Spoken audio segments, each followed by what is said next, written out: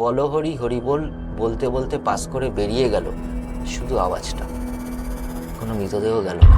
তো ওই সময় আমার লাইফের প্রথম ব্যান্ড স্টার্ট করেছি। আচ্ছা। ব্যান্ডের মধ্যে যে বেস গিটারিস্ট ছিল, খুব মিষ্টি একটা ছেলে, খুব মিষ্টি হাসি ছিল। এরকমভাবে একটা হাসি এসে বলতো, অয়ন কেমন? বনগুলির ভেতরে একটা জায়গায় একটা বিশাল বড় ঝিল আছে, ঝিল পাড়ে একটা চওড়া রাস্তা, সেই রাস্তা দিয়ে ফার্স্ট বা সেকেন্ড বাড়িটা হবে আমাদের বাড়িটা ছিল। রাত্রিবেলা আমি শুয়ে মোস্ট প্রবলি গান শুনছিলাম। রাত তখন 1:30 বা 2টো হবে, আমি গান শুনছি হালকা আর পড়াশোনা করছি। হঠাৎ করে বলো হরি হরি বল, বলো হরি হরি বল, এটা আমার সঙ্গে বেশ কয়েক রাত্রির ধরে ঘটছে। ঠিক আছে, সেমভাবে শুয়ে আছি, সেম জিনিস করছি, গান শুনছি। রাত্রি 1:30 2টো কারেন্ট চলে গেল। আমি তখন হয় না একটু পড়তে পড়তে একটু হালকা তন্দ্রা এসে গেছে ঠিক কানের পাশ থেকে। ক্রায়ন, আমি চমকে উঠেছি। মুখের সামনে যেন একটা ফ্ল্যাশের মতন ঠিক ওই হাসি মুখটা ভেসে গেল। Hello everyone, welcome to my channel. আমি ইভান রশিদ তোমাদের সঙ্গে। কেমন আছো বন্ধুরা? আশা করছি সকলে ভালো আছো এবং সকলকে ভালো রেখেছো। কেমন লাগছে আমাদের পডকাস্ট, কেমন লাগছে আমাদের সমস্ত এপিসোডগুলো, অবশ্যই কমেন্ট বক্সে জানাও। তোমরা এত কম দিনেই চ্যানেলটাকে অনেক অনেক ভালোবাসা দিয়েছো বন্ধু। তাই বলবো, যারা নতুন দেখছো চ্যানেলটা, প্লিজ প্রচুর সাবস্ক্রাইব করো, অনেক অনেক শেয়ার করো, অনেক অনেক মানুষের কাছে পৌঁছে দাও। আমরা শুধুমাত্র যে ভৌতিক তন্ত্র এই সমস্ত বিষয়ে পডকাস্ট করি এমন নয়, আমরা বিভিন্ন টপিক নিয়ে কথা বলতে ভালোবাসি।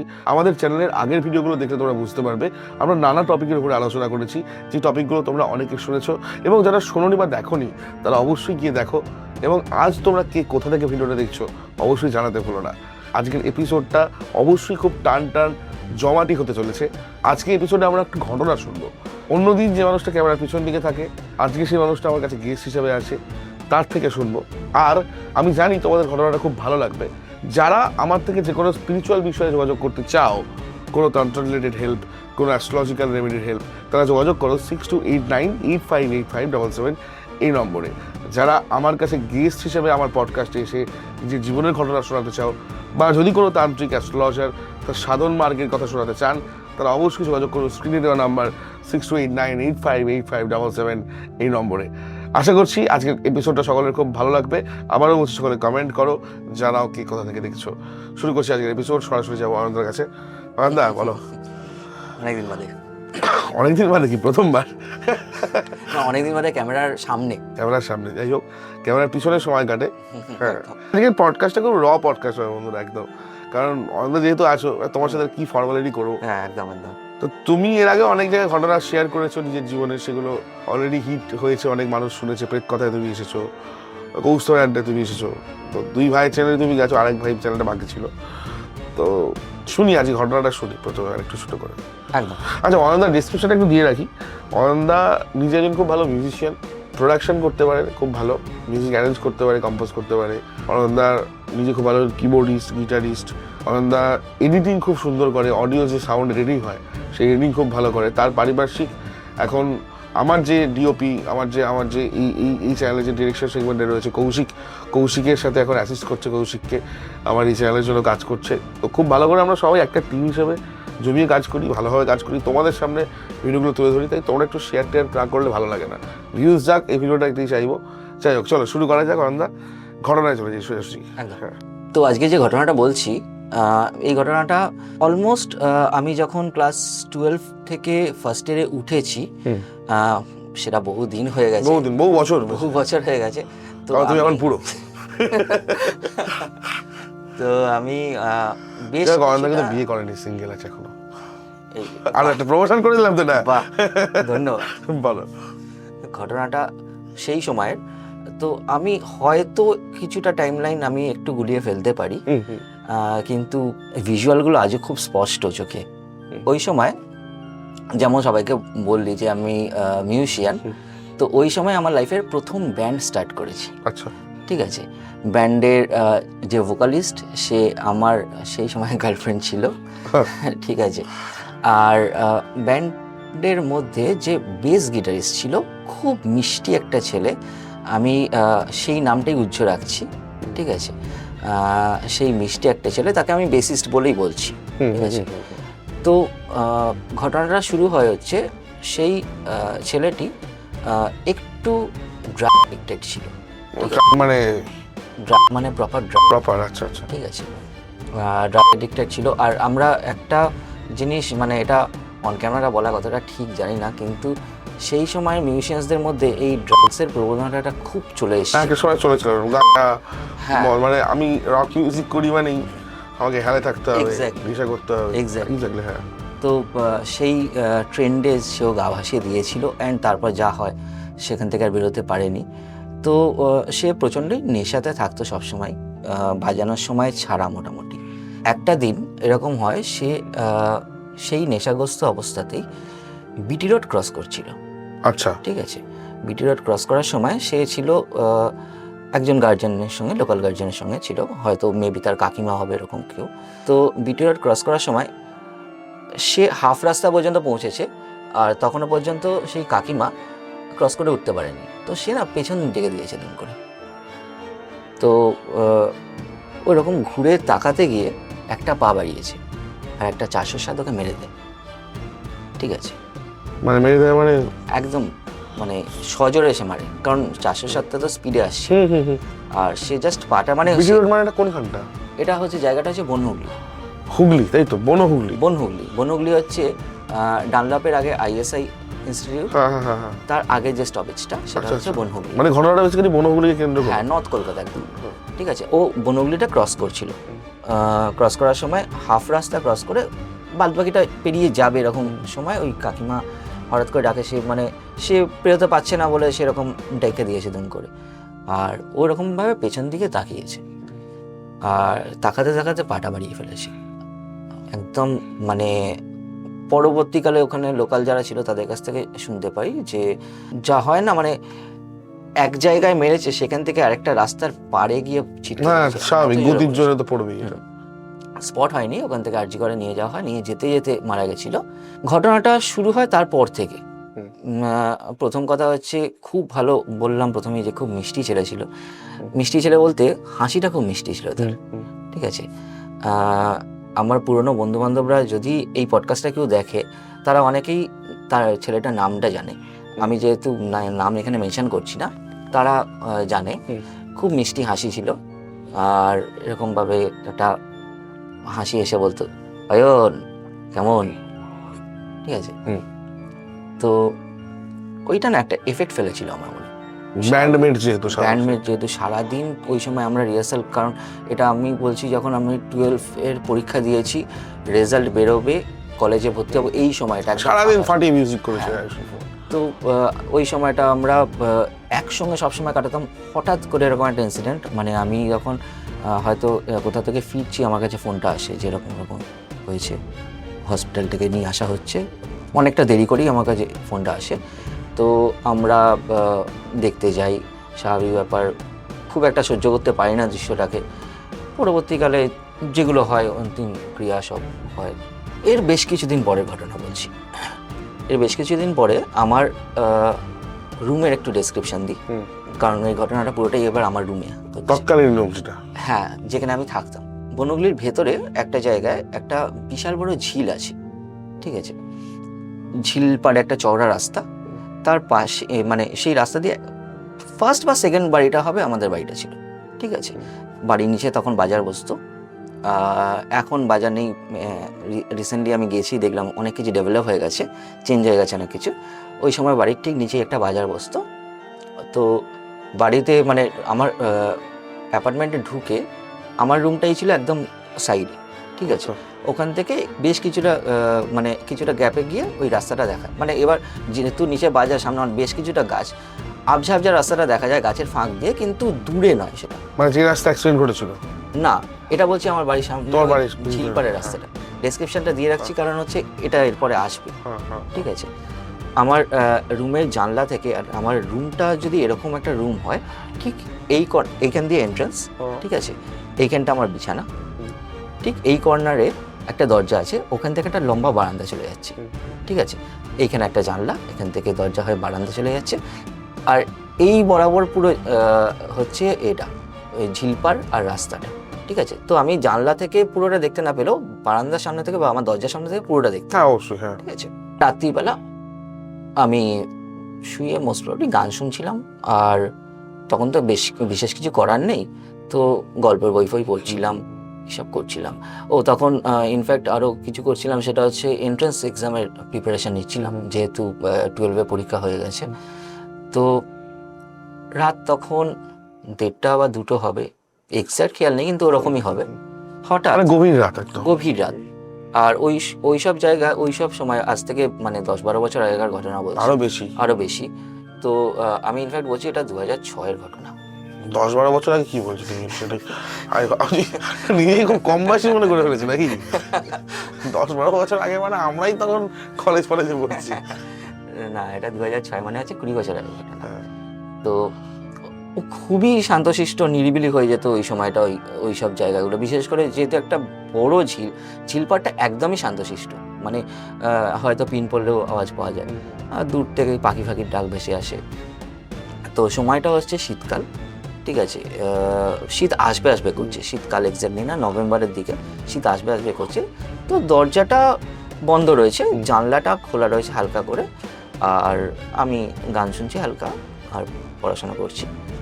তো হঠাৎ করে গানটা হয় না, একটা গান শেষ হলো আর একটা গান, তখন তো আমাদের MP3 তো একটা গান শেষ হলো আর একটা গান শুরু হবে, এর মাঝখানে যে পজটা হয়েছে আমি পড়তে শুনতে পাচ্ছি, বলো হরি হরি বল, বলো হরি হরি বল। এবার নর্মালি কি হয়, ঠিক আছে, কোনো মৃতদেহ মারা গেছে, মৃতদেহ যাচ্ছে, অসুবিধা নেই। ঠিক এই জিনিসটা আমি ভাবলাম, কারেন্টটা চলে গেল, জাস্ট লাইট অফ, গান বন্ধ হয়ে গেল বাই ডিফল্ট। তখন তো মোবাইল চেঞ্জ করতে হতো মোবাইলে, না কারেন্ট চলে গেল, আচ্ছা, লাইট অফ হয়ে গেল পুরো। আচ্ছা, রাত্রি তখন তখন তো সেই টেপগুলো ছিল কারেন্টের সঙ্গে যোগ করা নাকি? হ্যাঁ, তখন তো ব্লুটুথ স্পিকার তো ছিল না, ব্লুটুথ স্পিকার না, তখন ওটা হচ্ছে ওই MP3 প্লেয়ার গুলো হয় না, ওই MP3 প্লেয়ার ছিল। তো কারেন্ট চলে গেছে, সব বন্ধ হয়ে গেছে, গানও বন্ধ, সব কিছুই বন্ধ। আর তখন যে ফোন ছিল, সেই ফোন তো এরকম বাটন প্রেস করা একটা ফোন, ছোট একটা, আমার একটা মোটরোলার ছোট ফোন ছিল। তো তাতে টর্চ বলেও কিছু ছিল না, তো লাইট অফ হয়ে যাওয়া মানে মোমবাতি জ্বালতে হবে, একদম অন্ধকার হয়ে গেল, মানে নিপাট অন্ধকার। ওই দিকটা অনেকটাই নিরিবিলি, তখন রাত্রি 1:30-2টো বাজে, নিপাট অন্ধকার, কিচ্ছু দেখা যাচ্ছে না, খালি দূর থেকে একটা বলো হরি হরি বল ভেসে আসছে, একটা নিপাট অন্ধকার, চারিদিক প্রচণ্ড শান্তশিষ্ট, তার মধ্যে একটা রকম আওয়াজ ভেসে আসছে, হঠাৎ করে অন্ধকার হয়ে গেছে, কারেন্ট অফ হয়ে গেছে, বেশ একটা থমথমে পরিবেশ সৃষ্টি হয়ে গেছে। তখন আমি মানে কি করব না করব বুঝতে না পেরে কোনো রকমে হাতড়ে গেলাম, মোমবাতিটা নিয়ে এলাম, কি ভাবলাম জানি না, আমি দরজাটা খুলে দিলাম। আচ্ছা, ঠিক আছে, মানে কোন দরজাটা? এটা ওই বারান্দার দরজাটা? হ্যাঁ, বারান্দার দিকে দরজাটা খুলে দিলাম, মোমবাতিটা সামনে রেখেছি, ঘরটা আবছা আলো ছায়া যেটা হয় আর কি, দরজাটা খুলে দিলাম। এবার ততক্ষণে সেই মৃতদেহটা পাস করে গেছে, কিন্তু হালকা বলো হরি হরি বল তখনও আসছে কানের মধ্যে। এটা কিন্তু মানে আমি এতক্ষণ ধরে বলছি, কিন্তু জিনিসটা ঘটেছে খুব কম সময়ের মধ্যে, ঠিক আছে। দরজাটা খুললাম, এবার দরজাটা খুললে কি হচ্ছে, বারান্দাটা আমার দরজা থেকে এই ঘুরে যাচ্ছে, ঠিক আছে। এই দিকটা হচ্ছে বাড়ির সামনের দিকটা, আর এই দিকটা থেকে কিছুটা দূরে গিয়ে হচ্ছে এই রাস্তাটা, ঠিক আছে, যেখান দিয়ে এই মৃতদেহটা গেল এক্ষুনি। বাড়ির কর্নারের ওইখানটা বাইরেটাই একটা গাছ আছে। তো আমি জাস্ট দরজাটা খুললাম, দেখলাম একটা আবছা ছায়া দাঁড়িয়ে রয়েছে ওখানে। এবার মোমবাতির আলো জ্বলছে, ঠিক আছে, সেটা দবদবে একটা হালকা আলো ওখানটায় গিয়ে পড়েছে, সেটাই দেখা যাচ্ছে বাইরের দূরে কোনো একটা বাড়িতে হয়তো তখন যে ইনভার্টারের আলো ছিল, ইনভার্টার জ্বলতো, সেই ইনভার্টারে এতে তাদের আলো এসে পড়েছে একটা, ঠিক আছে। এরকম একটা আবছায়া পরিবেশ সৃষ্টি হয়েছে, যার ফলে আমি মনের মধ্যে এটা নিজেকে সান্ত্বনা দিচ্ছি। তখন রাত্রি 2টোর সময় যখন কারেন্ট অফ হয়ে যায়, একটা বলো হরি হরি বল শুনতে পাই, তখন কি বলবো নিজে। আমি এখানে একটু কাট করে অতিরিক্ত, মানে কাট না করি আর কি, ওনাকে থামিয়ে অতিরিক্ত কৌতূহলী দর্শকদের জন্য বলে রাখছি, হ্যাঁ সেসব ইনভার্টার ছিল, এটা একদম ঠিক কথা। 2006 সালের সময় ইনভার্টার ছিল, একদমই যে ছিল না সেটা নয়, ইনভার্টার ছিল কারণ আমার বাড়িতে ছিল। বলো তারপর। আচ্ছা, বলে দিলাম, কারণ অনেকে বলবে না ওই সময় কি ইনভার্টার ছিল, অবশ্যই ছিল, অবশ্যই ছিল। এটা বলে দেওয়া উচিত। এবং তখন খুব লো পাওয়ার নিত, মানে এখন যেমন কি গোটা বাড়ি আলোর জ্বালানো যায়, হ্যাঁ, তখন সেই সময় পার্টিকুলারলি দুটো ঘর বা একটা ঘর বা একটা লাইট, একটা পাখা, একটা কিছু 3-4টে জিনিসকে যোগ করে রাখা যেত। জেনারেলি আমরা কি করতাম তখন, শুধু বেডরুমটাকে যোগ হ্যাঁ করতাম। হ্যাঁ, লাইটটা শুধু জ্বালিয়ে রাখতে হবে, হ্যাঁ। তো এরকম একটা আলো আবছায়া একটা পরিবেশ সৃষ্টি হয়েছে, সেখানে আমি হয়তো মনের ভুলে কিছু একটা দেখতে পেয়ে গেছি, কারণ আমি কয়েক সেকেন্ডের জন্য দেখেছিলাম জিনিসটা, দেখতে পেয়ে মানে একটা ছায়া অবয়ব। ছায়া অবয়ব। তো আমি এটা নিজের মনকে একটা সান্ত্বনা দিলাম। আমাদের কৌতূহলী মন যেটা হয় যে, বিশেষ করে আমার এটা আছে যে আমি যখন এরকম কিছু দেখতে পাই, সেই দরজা ফরজা বন্ধ করে যে শুয়ে ভয় কাতরাবো সেরকম করি না। আমি ওখানটা গিয়ে এক্স্যাক্টলি দেখি যে কী দেখতে পেয়েছি আমি। তারপরে যদি ভুলভাল কিছু দেখতে পাই সেটা আলাদা কথা। তো আমি মোমবাতিটা নিয়ে ওখানে গেলাম, গিয়ে দেখলাম যে না, হয়তো মনেরই ভুল ছিল, এরকম কিছু নয়। ইনফ্যাক্ট ওখানে আর কিছু দেখাও যাচ্ছে না। আমি তখন ভাবলাম যে ওরকম একটা আওয়াজ শুনেছি রাত্রিবেলা, ওরকম একটা সিন হয়েছে, তো হতে পারে আমি চোখের ভুল দেখেছি। কোনো রকমে শুয়ে আছি, কিছুক্ষণ পরে কারেন্টটা চলে এলো, দরজা ফরজা বন্ধ করলাম, চাদর মুড়িয়ে দিলাম, ঘুমিয়ে পড়লাম, এন্ড। ঠিক আছে, পরের দিন, পরের রাত্রি, ঠিক আছে, কারণ এটা আমার সঙ্গে বেশ কয়েক রাত্রি ধরে ঘটছে। ঠিক আছে, সেমভাবে শুয়ে আছি, সেম জিনিস করছি, গান শুনছি, রাত্রি 1:30-2 কারেন্ট চলে গেল। আচ্ছা, আমি তখন হয় না একটু পড়তে পড়তে একটু হালকা তন্দ্রা এসে গেছে, রাত্রি 1:30-2 কারেন্ট চলে গেল ঠিক কানের পাশ থেকে। ক্রিয়ায়ন, আমি চমকে উঠেছি, চমকে উঠেছি, মুখের সামনে যেন একটা ফ্ল্যাশের মতন ঠিক ওই হাসি মুখটা ভেসে গেল। এখনো গায়ে কাটা দিচ্ছে এই সিনটা মানে ভাবলে। আর আমি ঘুমাই না এইরকম ভাবে একটু সাইড হয়ে ঘুমাই, তো ওই অবস্থাতেই চোখ খুলেছিলাম। কিরণটা শোনার পর এরকম ভাবে চোখটা খুললাম, মনে হলো ফ্ল্যাশ হয়ে একটা বেরিয়ে গেল। সামনে দরজাটা খোলা আছে, বারান্দার একদম এন্ডে সেম ছায়ামূর্তিটা দাঁড়িয়ে আছে। এবার আমি দেখতে পাচ্ছি পরিষ্কার দাঁড়িয়ে আছে। ঠিক আছে, আচ্ছা কারেন্ট চলে গেছে, আমি কিন্তু মানে ঘুমটা ভাঙার পর বুঝতে পেরেছিলাম। আমি বললাম কারেন্ট চলে গেছে, কিন্তু আমি আগে জানতে পারিনি, কারণ তখন আমার তন্দ্রা চলে এসছে। আর যেহেতু মানে হালকা হালকা ঠান্ডা পড়ছে, তো ফ্যান একদম স্লো করা ছিল বা হয়তো বন্ধও ছিল, তাই জন্য আমি জানতেই পারিনি। তো ছায়ামূর্তিটা আর আমি কনস্ট্যান্টলি এবার দেখতে পাচ্ছি দাঁড়িয়ে আছে ওখানে। আমি কি করবো তখন বুঝতে পারছি না। আমি মোটামুটি হাত পা তখন ঠান্ডা হয়ে গেছে, কারণ আমি এরকম একটা শুনে ঘুম থেকে ছিটকে উঠে যায়, তন্দ্রা হয়ে গেছে। হ্যাঁ, ঠিক তখনই মানে এক মোমেন্টের জন্য হয় না, মানে তাকিয়ে আছি, কতক্ষণ তাকিয়ে থাকবো, এদিক ওদিক করি, এরকম এদিক ওদিক করতে করতে দেখছি আর নেই। আর দূর থেকে আবার বলো হরি হরি বল, আবার সেম বলো হরি হরি বল। এবার আমি বারান্দার সামনেটা গিয়ে দাঁড়ালাম, যাচ্ছে দেখি বলো হরি হরি বল বলতে বলতে পাস করে বেরিয়ে গেল শুধু আওয়াজটা, কোনো মৃতদেহ গেল না, লোক ছিল কোনো, কিচ্ছু যায়নি, শুধু কয়েকটা আওয়াজ গেল। এবার আমাদের এখান দিয়ে যে একটা ডপলার এফেক্ট তো আমরা বুঝতে পারি যে পাস করে বেরিয়ে যাচ্ছে, ওরকম বলো হরি হরি বল বলো হরি হরি বল বেরিয়ে যাচ্ছে, কিন্তু কেউ নেই, কোনো মানুষজনকে দেখতে পাইনি, কিছুই দেখতে পাইনি, শুধু কয়েকটা আওয়াজ গেল। আর নিপার অন্ধকার অবভিয়াসলি। এবার হ্যাঁ, অনেকে ভাবতে পারে যে অন্ধকারে আমি দেখতে পাইনি, সেরকম কোনো ব্যাপার না, একটা সময় পর অন্ধকারে মানুষগুলো বোঝা যায়, ফালতু কথা। আর দূরের কিছু স্ট্রিট লাইট জ্বলেই সবসময়, একদম নিপার অন্ধকার কোনো সময় হয় না। মানে বনগ্লিটা অবভিয়াসলি গ্রাম না, একদম প্রপার কলকাতা শহর, তো কিছু না কিছু আলো জ্বলতেই থাকে।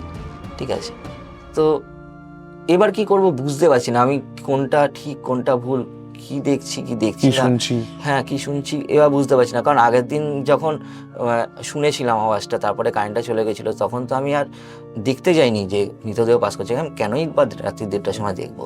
কিন্তু এই দিনকে আমি এবার দেখতে গেছিলাম, কিন্তু কিছু নেই।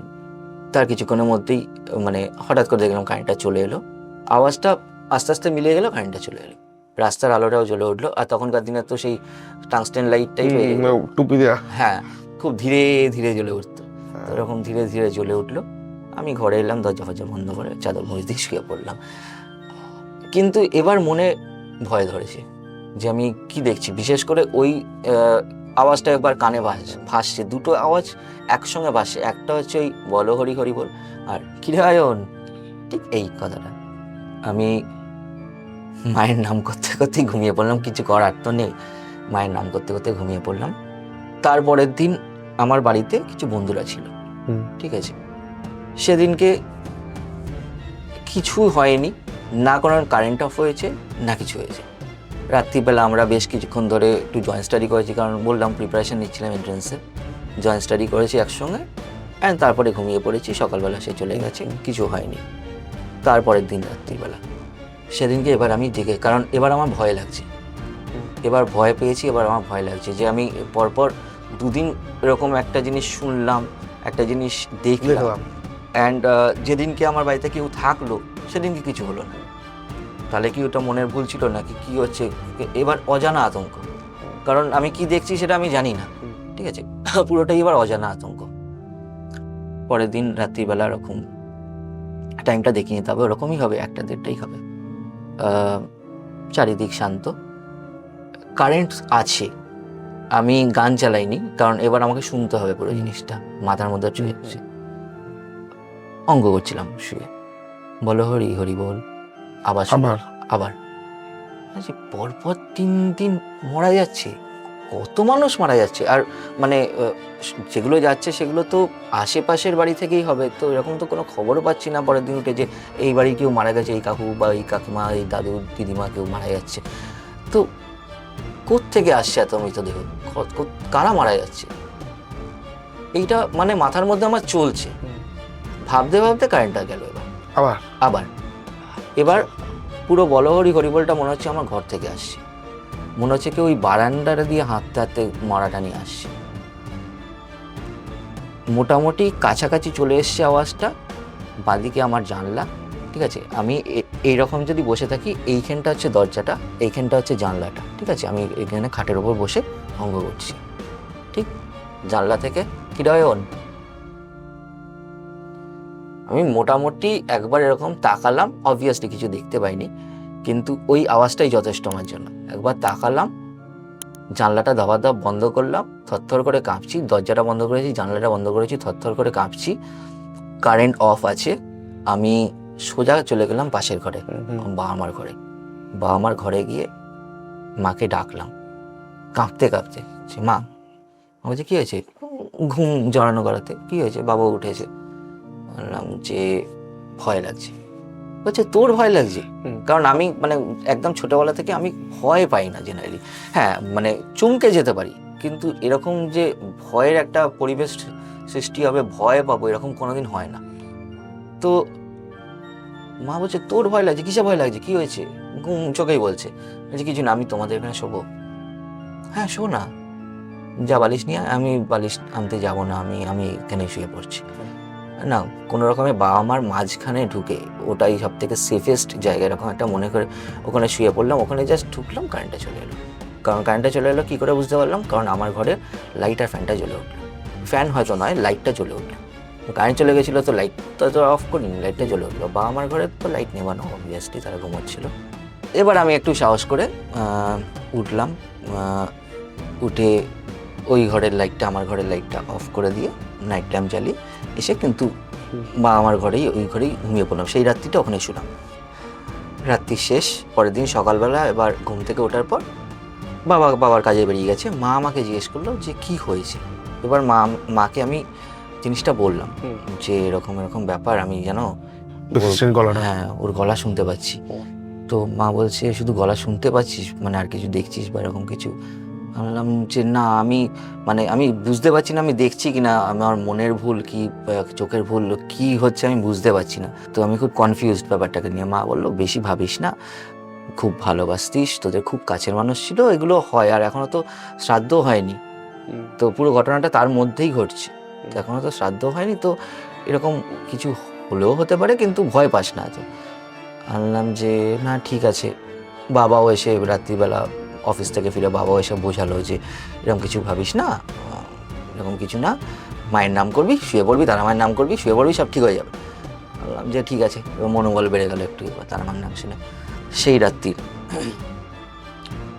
রাত্রির বেলা আমি অঙ্কই করছিলাম মোস্ট প্রবলি, কারণ ওই সময়টা অঙ্কই করতাম ম্যাক্সিমাম, কারণ ওই সময়টা আমি যে বারবার বলছি এন্ট্রান্স এক্সাম দেবো, আমি অ্যাকচুয়ালি আইএসআই এর এন্ট্রান্স এক্সামের জন্য প্রিপেয়ার নিয়েছিলাম। আইএসআই ইন্ডিয়ান স্ট্যাটিস্টিক্যাল ইনস্টিটিউট, আচ্ছা স্ট্যাটিস্টিক্যাল ইনস্টিটিউটের এন্ট্রান্সের জন্য প্রিপারেশান নিচ্ছিলাম। তো তাই জন্য অঙ্কটাই আমি ম্যাক্সিমাম সময় করছিলাম। তো অঙ্ক করছি রাত্রির বেলা ওরকমই সময় হবে, কারণ এখন মোটামুটি প্রত্যেকটা দিনই ওই রকম সময় ঘটনাটা ঘটছিল। তো সেদিনকে না আমি মানে মনের মধ্যে একটু সাহস রেখে যে না বাবা মা বুঝিয়েছে, আর হতে পারে এইরকম সময়, এরকম তো প্রচুর গল্প শুনেছি, হ্যাঁ, যেরকম দেখা গতিতে আসে, তো হতে পারে খুব ভালোবাসার মানুষ ছিল। আর দেখবি এরকম যখন অনেক মানে বেশি ভাবা হয় তাদেরকে নিয়ে, তুই না চোখ বন্ধ করে তাদের মুখ দেখতে পাবি, মানে কানের পাশে তাদের আওয়াজ শুনতে পাবি।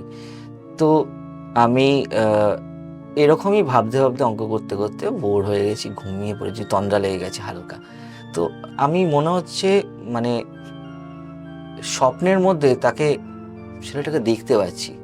ফার্স্টে আমরা স্বপ্নের মধ্যে সেই রকম সেই পুরনো সময়গুলো দেখছি যেখানে আমরা রিহার্সাল প্যাডে রিহার্সাল করছি। হ্যাঁ, তখন নর্থ কলকাতা রিহার্সাল প্যাড ছিল, ঠিক আছে। আমরা ইনফ্যাক্ট যেখানে রিহার্সাল করতাম সেখানে বেশ নর্থ কলকাতার একটা নামি ব্যান্ড ওখানে রিহার্সাল করতে আসতো, ঠিক আছে। আমি অনলাইনে নাম নিচ্ছি না কারোর, বেশ একটা নামি ব্যান্ড রিহার্সাল করতে আসতো ওখানে। তো ওখানে ওই রকম একটা প্যাড দেখতে পাচ্ছি। যা হয় এবার মানে স্বপ্নের মধ্যে তো এত পরিষ্কার বোঝা যায় না, কিন্তু আমি পরিষ্কার বুঝতে পারছি। আর ওই ছেলেটা জেনারেলি আমার পাশেই দাঁড়াতো, ঠিক আছে, কারণ তখন আমাদের এরকম মানে অত হাইফাই রকমের আমরা ইকুইপমেন্টস পেতাম না। একটা কিউব 80 ছিল যেখানে কিবোর্ড আর বেস একসঙ্গে ঢোকাতাম। ওই কিউব 80টা আমাদের সামনে রাখা থাকতো, ওই একসঙ্গে ঢোকাতাম বলে আমরা পাশাপাশি দাঁড়াতাম দুজন, কারণ কিবোর্ডের যে প্রেশার আর বেস গিটার ওইটাকে নেওয়ার মতন ক্ষমতা ছোটোখাটো কিউবের ছিল না তখন, অত মিক্সার বলে অত জিনিসপত্র ছিল না, ঠিক আছে। তো ওরকম একটা দুটো কিউব 80 ছিল, একটা কিউব 20 ছিল। কিউব 20টা শুধু ভোকালকে দিয়ে দেওয়া হতো, আর একটা কিউব 80তে দুটো গিটার লাগতো, এই, ঠিক আছে। একটু টেকনিক্যাল টার্ম বলে দিলাম আমি এতে। তো ওই রকমই কিছু একটা সিন দেখছি, দেখতে দেখতে আমি দেখতে পাচ্ছি যে মানে খুব মজা করে আমরা বাজাচ্ছি, মানে ভাবতেও ভালো লাগে যে ওই দিনগুলো কত ভালো ছিল, খুব মজা করে বাজাচ্ছি। আমি এরকম আমার দিকে তাকালাম, ও এরকম বাজাতে বাজাতে আমার দিকে ডান দিকে তাকালো এরকম একটা মুখ নিয়ে, সেই হাসি খুশি মুখটা নিয়ে, কিরে অয়ন, ঠিক কানের পাশে বেজে এসলো, কিরে অয়ন, আবার চমকে গেছি। ওই রকমভাবেই একটা সাইড হয়তো শুয়েছিলাম, আবার দেখতে পাচ্ছি আমি দূরে, কারণ এবার কিন্তু কারেন্ট অফ হয়নি, আমার ঘরে লাইট জ্বলছে, আলো আবছা একটা হয়ে রয়েছে, দাঁড়িয়েছে কি একটা আবছা মূর্তি দাঁড়িয়েছে। এটাকে কি দেখছি, আমি একটা স্বপ্নে দেখলাম। এবার আমার মনের মধ্যে মানে এটা কনফার্ম হয়ে গেছি যে ওই আমাকে দেখা দিচ্ছে, ওই আমাকে দেখা দিচ্ছে বারবার। কারণ এবার তো মাও বলে দিয়েছে, বাবাও বলেছে, অনেক সময় এরকম হতেই পারে, ওরা এতটা ক্যাজুয়ালি বলেছে, কিন্তু আমার যখন হচ্ছে আমি বুঝতে পারছি আমার কি অবস্থাটা হচ্ছে, তখন রাতের পর রাত কী অবস্থাটা হচ্ছে। তো আমি তাকিয়ে আছি, বেশ কিছুক্ষণ ধরে তাকিয়ে আছি, মানে এটা নয় যে অনেকক্ষণ হয়ে গেছে, কিন্তু সময়টা যেন থেমে গেছে, ঠিক আছে। খুব অল্প সময়ের মধ্যে হচ্ছে পুরো ঘটনাটা, কিন্তু সময়টা যেন থেমে গেছে, কাইন্ড অফ। আমি এবার মনে মনে ভাবছি এটার তো কোনো যোগ আছে, কারণ প্রত্যেকটা রাত্রিরে এইরকম টাইমেই আমি এরকম একটা আওয়াজ শুনতে পাচ্ছি, এরকম মানে সবসময় হয়তো ভিজুয়াল দেখতে পাচ্ছি না, কিন্তু কি দেখছি সেটাও জানি না আমি কি দেখছি, কিন্তু প্রত্যেক দিন কারেন্ট অফ হয়ে যাচ্ছে। মনের মধ্যে বেশ একটা ভয় বাসা বেঁধে গেছে। এবার না আমার মানে মনের মধ্যে অনেক কিছু একসঙ্গে চলছে, ঠিক আছে। কারেন্ট অফ হয়ে গেছে, এবার আমি তো প্রপারলি আর কিছু দেখতেও পাচ্ছি না, আমার অতটা সাহসও নেই যে আমি উঠে গিয়ে মোমবাতিটা নিয়ে আসবো পাশের ঘরে, আমার ঘরে সামাও তখন মোমবাতি ছিল না, আমার অতটা সাহসও নেই যে উঠে, আমি একদম ফ্রিজ হয়ে বসে আছি। কিন্তু আলোটা যেহেতু পড়ছে না, ওই আলো আবছা আর মানে হঠাৎ করে অন্ধকার হয়ে যাওয়ার জন্য ওইখানে ওই ছায়ামূর্তিটা আর আমি দেখতে পাচ্ছি না, বা হয়তো দেখতে পাচ্ছি আমি বুঝতে পারছি না, চোখটা ধাঁধিয়ে গেছে ততক্ষণে। অন্ধকার, নিপাত অন্ধকার, চারপাশ থেকে ঝিঝির ডাক হালকা হালকা আসছে, তার মাঝখান থেকে আবার সেই ডাকটা, বলো হরি হরি বল। রাত্রি 2টো অলমোস্ট বাজে, সেম ডাক আবার। আমি ততক্ষণে বুঝে গেছি এর সঙ্গে যোগ আছে। ওই মোমেন্টে আমি না দরজা বন্ধ করার চেষ্টা করেছি, না জানলা বন্ধ করার চেষ্টা করেছি। মনের মধ্যে প্রচণ্ড একটা সাহস জুগিয়ে জাস্ট ঘর থেকে দৌড়ে বেরিয়ে বা আমার মাঝখানে গিয়ে আবার শুয়ে পড়েছি। আর অপশান নেই। মা বলছে কী হয়েছে? খুব মানে প্রচণ্ড স্পিডে গেছি, পুরো কাজটা প্রচণ্ড স্পিডে করেছি আর থরথর করে কাঁপছি। মা বলছে কী হয়েছে? আছি আবার। বলছে এরকম শুনতে পেয়েছিস? বলছি হ্যাঁ। মা বলছে যে কারেন্ট অফ তো হয়নি। আমি দেখছি কারেন্ট অফ হয়নি, আমার ঘরের লাইটটা বন্ধ। কারণ সুইচ বন্ধ? আমার ঘরের লাইট সুইচ বন্ধ না, লাইটটা বন্ধ।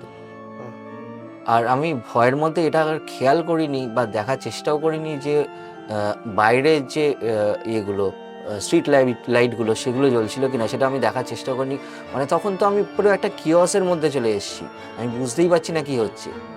মা বলছে এই তো পাশের বাড়ির বারান্দার লাইটটা জ্বলছে, আমাদের ঘরে এসে পড়েছে, কারেন্ট অফ তো হয়নি।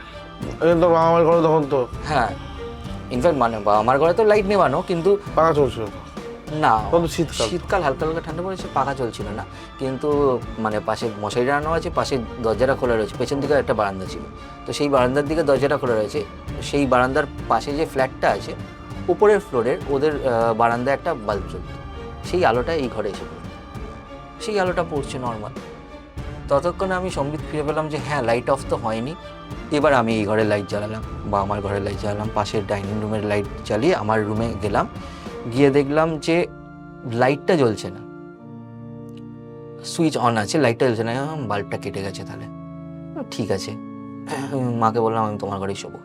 পরের দিন থেকে পরপর 2-3 রাত্রি আমি খুব একটা বেশি বলবো না যে এরকম এটা শুনেছি, মানে বলো হরি হরিবল শুনেছি, কারণ আমি এবার যেটা কাজটা করা শুরু করেছিলাম সেটা হচ্ছে ওই যে স্পিকারটা, ওর সঙ্গে একটা হেডফোন কানেক্ট করে কানে হেডফোন দিয়ে আমি তো অপশান ছিল না, তো খুব একটা শুনতাম না। আর আমি মানে খুব তাড়াতাড়ি ঘুমিয়ে পড়ার চেষ্টা করতাম, ঘুমিয়েও পড়তাম। ইনফ্যাক্ট শেষ একদিন রাত্রিরে এরকম বলছি, শেষ একদিন রাত্রিরে গানের গানটা থেমে গেছে, বা ওই যেটা হয় একটা গান থেকে আরেকটা গান চেঞ্জের সময়টা, ওই সময়টা আমি এবার পরিষ্কার শুনতে পাচ্ছি, কানে হেডফোন লাগানো অবস্থায় পরিষ্কার শুনতে পাচ্ছি বলো হরি হরি বল। পুরো আওয়াজটা আসছে আমার ঘর থেকে, আমার মুখের সামনে কোথাও একটা থেকে। ঠিক আছে, মুখের সামনে কেন বলছি, কারণ যে খাটটা ছিল তারপরে জায়গাটা খুবই অল্প ছিল, আর তার পাশেই এবার দরজা থেকে বেরিয়ে বারান্দাটা, ওই বারান্দার একদম সামনে থেকে আমি শুনতে পাচ্ছি। ঠিক আছে, থরথর করে কাঁপতে কাঁপতে কান থেকে হেডফোনটা খুললাম, মাথার ওপর থেকে আওয়াজটা এলো, আমাকে দেখতেও এলি না একবার, মানে ফ্রিজ হয়ে আছি। কিন্তু এবার মনের মধ্যে আমার প্রশ্ন হচ্ছে যে আমি তো দেখতে গেছিলাম তাকে। ইনফ্যাক্ট আমি শেষ যাত্রাতে আমি শ্মশান অবধি যাইনি, কিন্তু আমি তার বাড়ি থেকে মানে শেষ দেখা দেখে আমি এসেছিলাম, তো সেটা তো আমি আর ভূতের সঙ্গে করবো না। আমি ফ্রিজ হয়ে বসে আছি ওখানে, বুঝতে পারছি না কী করবো। এবার আমি তাকালাম, কিছু নেই স্বাভাবিকভাবে, কিন্তু এবার বারান্দার দিকে দেখতে পাচ্ছি এই একটা ছায়া। ঠিক আছে, একদম কর্নারে ছায়া। যা হয় আবার করে আমি পাশের ঘরে চলে গেলাম। এবার আর বাবা মার মাঝখানে গিয়ে শুলাম না, ওই পাশেই একটা বড় সোফা কাউচ ছিল, ওখানে শুয়ে পড়লাম। শোয়ার আগে একটাই কাজ করলাম, সেটা হচ্ছে পাশেই যে ঠাকুরের বেদি আছে সেখান থেকে ঘটের ওপর থেকে জাস্ট একটা ফুল নিলাম, হাতের মধ্যে নিয়ে শুয়ে পড়লাম। রাতটা পেরোলো, পরের দিন মাকে বললাম যে আমি ওই ঘরে শোবো না। মা বললো যে ভয় পাচ্ছিস যখন, তুই একটা কাজ কর, এই ঘরে সোফাতেই তুই ঘুমিয়ে যা, রোজ তাই করিস। ঠিক আছে, ঘরটাকে তো ফাঁকা রাখবো না, এমনি টাইমে ঘরে থাকছি। হচ্ছে সন্ধ্যের পর থেকে আমি চেষ্টা করি, বা সন্ধ্যের পর ইন জেনারেল আমরা মানে ওই সময়টা কিছুই নেই, আমরা রাস্তায় আড্ডা ফাড্ডা মারতাম, করতাম। আমার ইমিডিয়েট যে ক্লোজ ফ্রেন্ডস, এবার তাদেরকে বললাম আমি, বিশেষ করে ওই ব্যান্ডের সঙ্গে যুক্ত যারা আছে, তখন আমার যে গার্লফ্রেন্ড ছিল সে, তাদেরকে সবাইকে বললাম আমি। তারা বললো যে, তাদের মধ্যে একজন বলেছিল যে ভাই আমারও মনে হচ্ছে আমি শুনতে পাচ্ছি ওর গলা প্রত্যেক দিন, প্রত্যেকটা রাত্রি। তো তার ইনফ্যাক্ট 3-4 দিনের মাথায় বোধহয় শ্রাদ্ধ কাজ ছিল। ঠিক আছে, আমি মাকে বললাম যে মা আর আমি করবো না, ওই ঘরে শোবো না। তো ইন দ্য মিন টাইম কী হলো, আমাদের যে ব্যান্ডটার যে ড্রামার একটা নতুন ড্রাম সেট কিনল। ঠিক আছে, তো আমরা ডিসাইড করলাম ওই যে রুমটা যেখানে আমি ঘুমোতাম সেই রুমটাকে একটা একটা মানে টেম্পোরারি রিহার্সাল প্যাড বানিয়ে ফেলবো। ঠিক আছে, তো বিছানাটা খুলবো, আমার যে খাটটা আছে খাটটা খুলবো। যেদিনকে খাটটা খুলতে গেলাম দেখলাম নিচে একটা কোণে একটা ছোট পুটলিতে মানে পুটলি পড়ে গেছে। এই মা হাত দিয়ে নিয়ে আমি মাকে সবার আগে বললাম, মা এটা কি? বললো কি এটা করতে গেলো, কি এটা দেখ কি ফেলেছিস। ঠিক আছে দেখি, মানে ওই ধরনের তো তখন মাথার মধ্যে কিছু নেই যে খারাপ কিছু হতে পারে, কি পুটলি করতে গেলে কি পড়েছে, বন্ধু বান্ধব তো আসার আসে ঘরের মধ্যে। পুটলিটা খুললাম, দেখলাম কিছু শুকনো ফুল, কিছু চুল ছিল, ঠিক আছে, আরো কিছু ছিল, আমার অতটা এখন মনে নেই। আমার শুকনো ফুলটা খুব মনে আছে। চুল ছিল? চুল ছিল, আচ্ছা, ঠিক আছে, মানে কিছু রাফ কার্লি কার্লি হালকা চুল, মেয়েদের চুল ছিল। হ্যাঁ মেবি। এবার আর মানে তখনকার দিনে আমরা মানে এত বেশি মানে এখন যত বেশি এইটা নিয়ে কালচার হয় তখন এত বেশি কালচার ছিল না। বিশেষ করে তখন ইন্টারনেট ছিল না, পডকাস্ট ছিল না, ঠিক আছে। আমাদের নলেজ সোর্স যতটুকুনি ছিল, যতটুকুনি ঠাকুমা জেঠিমা এরা বলতো যে ফুল ছুঁড়ে গুনতুক করে দিয়েছে, এই তখন এই কথাটা খুব চলতো, গুনতুক করে দিয়েছে, ঠিক আছে। ভাবলাম মা এরকম কিছু হতে পারে? মা বললো যে কিছু করিস না, বাবা আসলে এ করবো, আপাতত সাইডে রেখে দে, জানলার উপর রেখে দে। বাবা আসলো, বাবা বললো যে একটা কাজ করবি, কালকে সকালবেলা গিয়ে গঙ্গায় ফেলে দিয়ে আসবি এটা। ঠিক আছে। ইন দ্য মিন টাইম একটা জিনিস বলা হয়নি, সেটা হচ্ছে যে সেই সময় আমার বাবার এমনিতে হাই সুগার ছিল, ঠিক আছে। সেই সময় আমার বাবা একদিন এরকম অফিস থেকে ফেরার পথে আমাদের খুব প্রচণ্ড বৃষ্টি হয়েছিল, রাস্তায় জল জমে গেছিল, ঠিক আছে। তো বাবা বললো যে তুই ফোন করে বললো তুই একটা কাজ কর, এই যে এর কী বলে ওটাকে, প্লাস্টিকের যে জুতোটা কিনে এনেছি বর্ষার জন্য, ওটা নিয়ে চলে আয়, একটা প্লাস্টিক নিয়ে আসবি, বুট জুতো পরে তো আর জলের মধ্যে নামবো না। তো আমি নিয়ে গেছিলাম। তো বাবার পায়ের পাতায় একটা ছোট ফুসকুড়ি হয়েছিল, ঠিক আছে। প্লাস্টিকের জুতোটা পরে এসেছে, বাড়ি এসেছে, তো এই ফুসকুড়িটা ফেটে গেছিল। হাই সুগার, সামাও 3-4 দিনের মাথায় সেইটা বেশ একটা ইনফেকশনের করে, মানে ইনফেকশন হয়ে যায়। ডাক্তার ফাক্তার দেখায় এই হয়, কিন্তু সামাও কন্ট্রোল হচ্ছিল না। কোনো রকমের ব্যান্ডেজ ফ্যান্ডেজ বেজে ওয়াশিং করে তার উপর শু করে বাবা অফিস যেত। আস্তে আস্তে ওই সময় পর থেকে বাবার অফিস যাওয়াটা বন্ধ হলো, কারণ বাবার ইনফেকশনটা এতটাই বেড়ে গেছে যে বাবা অফিস যেতে পারছে না। অ্যান্ড আমি খুব ফাস্ট ফরওয়ার্ডে বলছি যে পরবর্তীকালে ইনফেকশনটা এতটাই বেড়ে গেছিলো যে ঠিক সময় ঠিক ডাক্তারের কাছে যদি না পৌঁছতাম, আচ্ছা মাঝখানে বলে দিই যে যেই ডাক্তারকে দেখাচ্ছিলাম সেই ডাক্তার সেই সময় একটা মানে বেসিক ভুল ট্রিটমেন্ট করে, যে একজন সুগার পেশেন্টের যে সুগারটাকে কন্ট্রোল করলে ইনফেকশনটা অনেকটা কন্ট্রোল হয়ে যায়, সেটা তার ডাক্তারি বুদ্ধিতে আসেনি সেই সময়।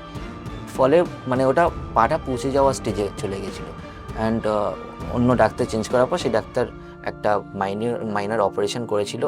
অ্যান্ড অপারেশনের সময় দস্তুর মতন আমরা বাবার পায়ের পাতাতে হাড়গুলো দেখতে পাচ্ছিলাম, ঠিক আছে, এমনই পচে গেছিলো।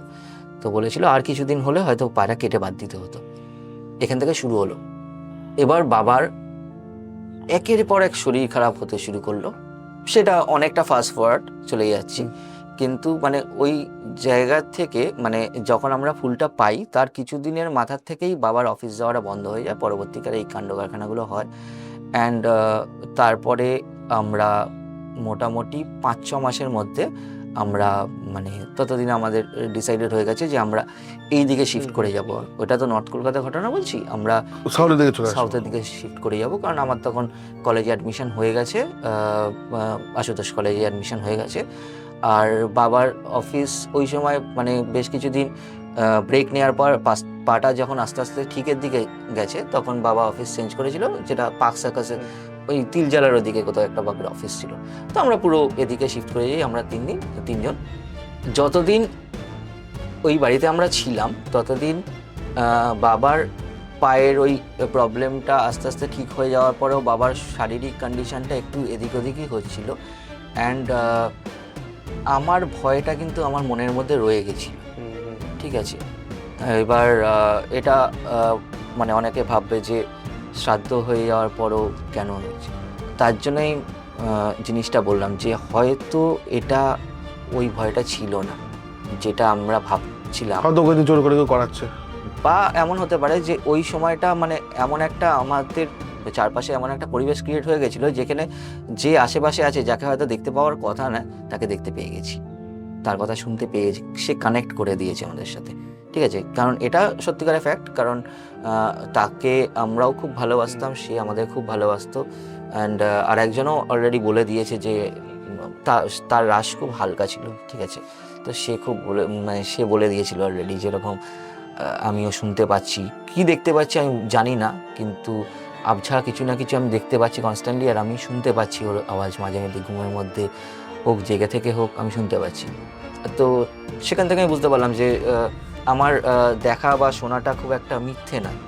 ঠিক আছে, কিন্তু হয়তো সেটা তার জন্য হচ্ছিল না, হয়তো মানে কিছু একটা মানে আউটসাইডার এফেক্টের জন্য যেটা হয়েছিল যে সে কানেক্ট করে গেছিল আমাদের সঙ্গে, সে কানেক্ট করতে পারছিল।